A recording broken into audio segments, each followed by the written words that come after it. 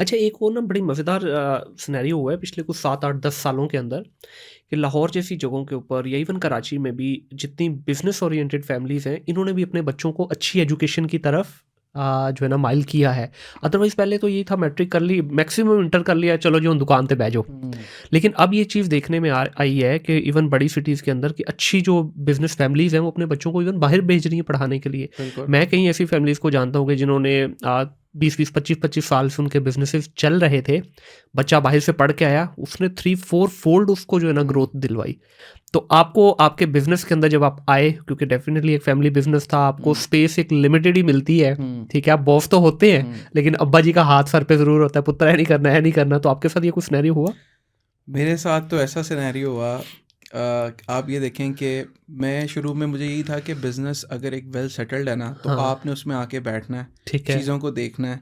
क्योंकि वो बिज़नेस जो मेरे वाले साहब कर रहे थे ना, वो ऑलरेडी समझ लें पाकिस्तान के टॉप 5 होलसेलर्स में आते थे। सही। और मैंने तो यही देखा था कि उनको हर साल टॉप परफॉर्मिंग की शील्ड्स मिल रही हैं और हुँ, ट्रॉफीज़ मिल रही हैं। तो मेरे लिए तो यही था कि ठीक है, मैंने जाके एज़ अ बॉस बन के बैठना है सही। And things would be really good. But मेरे साथ ये हुआ कि जब मैं बिज़नेस में आया ना, वाले साहब क्योंकि हफ़ीज़ सेंटर में इलेक्शंस होते हैं हर 3 साल बाद, जी, जी। तो वो इलेक्शंस वाला टाइम था। सही। 2012 में वो इलेक्शन में आए और वो प्रेसिडेंट बन गए। वो हुँ। भी सिर्फ़ 1 वोट के उस पे जीते। अच्छा, लाइक आउट ऑफ 900 वोट्स वो सिर्फ़ 1 वोट उनका ज़्यादा था, तो वो जिसकी वजह से वो जीत गए। सही। फिर जब उन्होंने देखा कि उनका बेटा बिज़नेस में आया, तो उन्होंने एक काम किया फॉर द सेफ साइड। उन्होंने बिज़नेस में से काफ़ी पैसे निकाल के प्रॉपर्टीज़ में इन्वेस्ट किया। Like okay. इधर-उधर डिफरेंट जगहों पे उन्होंने प्रॉपर्टीज़ ले लीं। अब मेरे लिए वो टाइम सबसे मुश्किल इस तरह से रहा कि बहुत थोड़े कैपिटल से जो हाँ, है ना मुझे बिज़नेस में आना पड़ा, जो कि ऑलरेडी वेल एस्टेब्लिश था और सही है। बहुत ज़्यादा क्रेडिट मार्केट थी। ठीक है। उसमें मेरे पे प्रेशर होता था कि मैंने एक अपना मेंटेन करके रखना है कि we are already very big. हाँ, तो कोई मेरे वाले साहब को ये ना आके कहे कि आपके बेटे ने आके तो काम आपका ख़राब कर बिल्कुल, दिया। बिल्कुल। सो वो एक बड़ा प्रेशर था जिसकी वजह से मुझे बड़ी लर्निंग हुई। हुँ, और प्लस ये है कि वाले साहब ने कहा था बेटा इट्स योर सोलो फ्लाइंग, ठीक है। आप खुद देख रहे हैं और आपने खुद इसको चलाना है।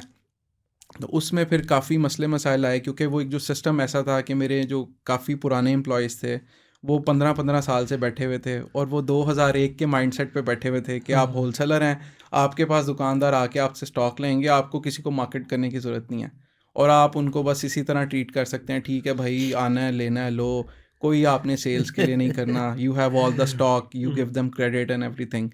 बट चीज़ें चेंज हो रही थी। और ख़ास तौर पे ये पुराने एम्प्लॉइज़ को नए बच्चे बड़े चुभते हैं। बहुत चुभ रहे थे। चुभते लाइक मुझे याद है हमारे सबसे सीनियर एम्प्लॉई अब्दुल रज़ाक साहब जो कि 2001 में जिन्होंने जॉइन किया था। सही।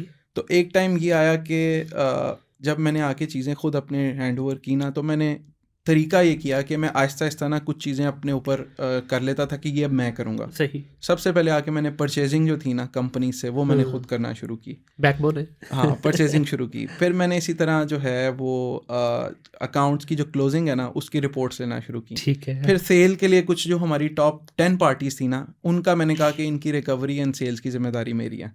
तो इवेंचुअली उन्होंने मुझे ये कहा कि अगर ये सब कुछ आपने करना है तो मुझे रखा तो क्यों हुआ है? सही है। लेकिन उनके साथ फिर बड़े अच्छे टर्म्स पे काम ख़त्म हुआ। हुँ। उन्होंने अपनी अलहदा से एक शॉप बनाई जिसमें मैंने सपोर्ट भी किया उनको। सो अभी तक उनसे ताल्लुक़ वैसे ही है।